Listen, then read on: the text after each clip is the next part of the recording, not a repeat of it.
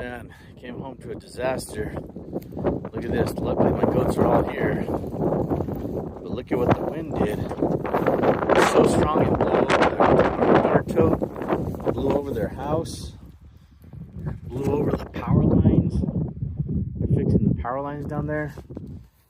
Man, luckily this isn't going to be too hard to fix, but holy shit. Definitely did a number. Thank God they're all here. I could hear the fence popping. So it's still working, obviously, but damn. Luckily, you guys know where home is, huh? Well, damn, I guess we know we can't sustain 65-mile-an-hour winds, even with 2-inch rebar. Look at that. Those were 2-foot stakes. Just completely disintegrated. Luckily, I don't see any damage. So I think it just collapsed. God, everything is everywhere.